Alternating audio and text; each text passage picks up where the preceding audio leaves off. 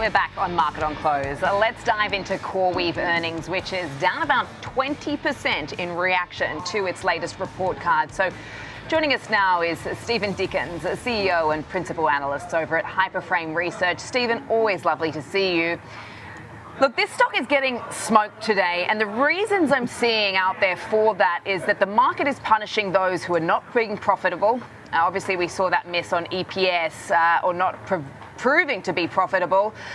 Spending plans overshadowing some of the good sales because actually the revenue was in triple digits and the guidance pretty much coming in line. So it feels like there is just no room for error.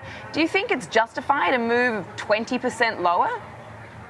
So Sam, thank you for me on the show first off. I don't get into, I mean, it's fantastic to watch what happens with the markets does after an earnings print. I look at the fundamentals as a technology analyst. This company's in a build-out phase. They're trying to land grab. We're seeing a pivot from training to inference, and CoreWeave's trying to capture that. They've got a huge backlog up at what I think looking here is about 65 billion. 66.8 to be correct, and they're looking to deploy 30 to 35 billion in capital expenditures to build into that demand. So these guys are a specialist neo cloud. They're building out this capacity ahead of demand, but every GPU that they power on is being used. So it's kind of, that's how we should be thinking about these guys. I think 20% is a bit brutal in my mind, but as I say, I don't follow that and track that on the equity side. No, but it's certainly interesting as far as the fact that the market doesn't seem to be buying what you've observed here. You know, obviously, as a tech analyst following the fundamentals of this company, and I've got to say, you know, Michael Intrader was here on the floor today. I was speaking to him, and, you know, he was really pushing back on some of these concerns in the market right now. You know, he then went on to do another interview here on the floor where he did talk about the demand for infrastructure being relentless, were his words. He says that the clients are giving them the demand signals, and that's broadening across the economy. It's just that the fact that they're constrained by capacity now. So I'm just wondering, you know, what have they got to say? I mean, why isn't the market buying that right now? I mean, is there something else that's going on? I mean, are they worried about the financing here? Well, we've had all the talk, Sam, about the AI bubble, people comparing this to the broadband build-out in 99 ahead of the internet. I think what's different now is back then we talked about dark fiber. Nobody's talking about dark GPUs. As soon as they can get access to these machines, they're turning them on and the demand is rampant. So is that demand believable? I think if you look at a cloud provider who's managed to get to 5 billion in the last 12 months as revenue, that's the fastest ever. I need to go back and look at some of those numbers and claims from the early days of AWS and Oracle and Amazon and Google and Azure from Microsoft. But I don't think they would have said that in an SEC filing document if it wasn't the case. So I've got to believe CoreWeave. I haven't done the diligence, but I've got to believe those guys. To get to that fast a revenue is really impressive. So I think there is a deeper story here.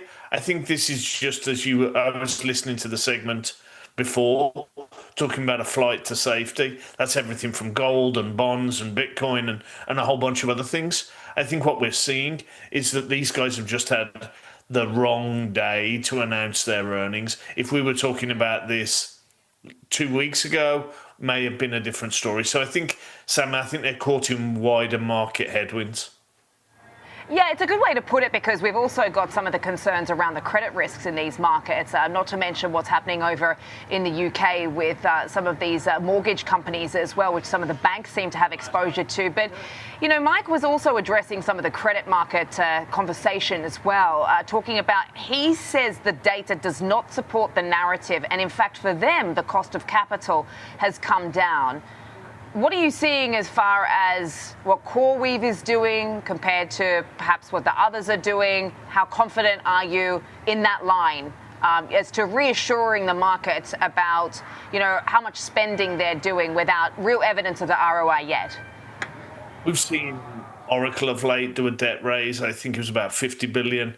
Google the same. They did a huge debt raise. There was details of a debt raise as part of the CoreWeave earnings that we saw yesterday.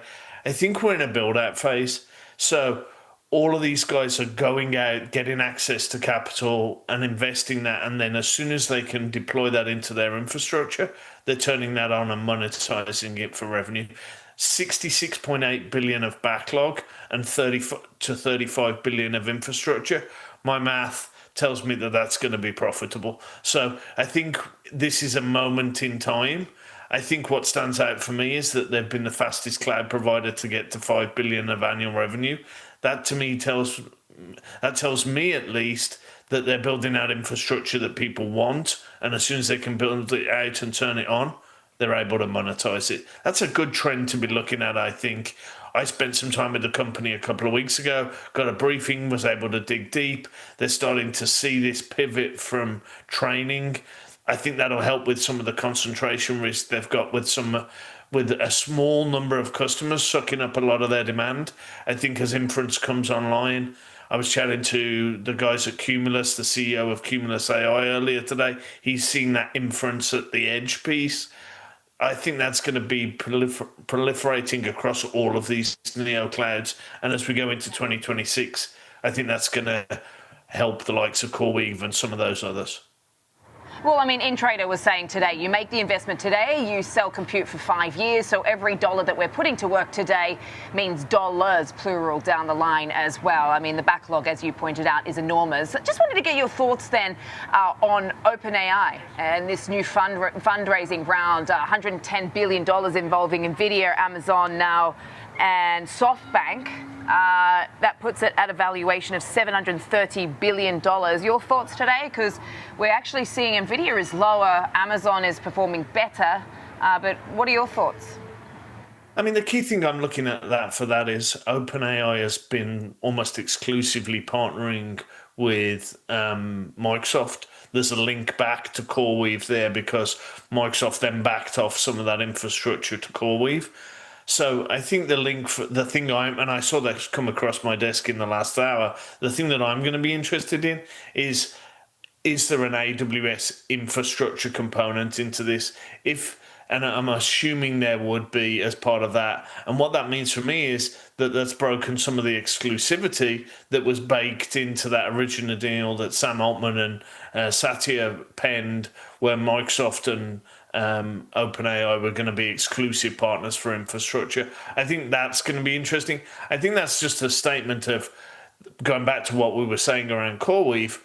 These large language model, frontier model labs need access to every GPU they can get their hands on, and being solely concentrated on Microsoft Azure to provide those was a risk to OpenAI. So I think there's a technology story behind the investment. That means now AWS has got, I think it's 16% stake in Anthropic, as well as a stake in OpenAI. So good move, I think, from AWS and what they're doing here. Okay. Really appreciate it, Stephen. As always, happy Friday to you. Have a wonderful weekend. Stay warm. Stephen Dickens there from Hyperframe Research.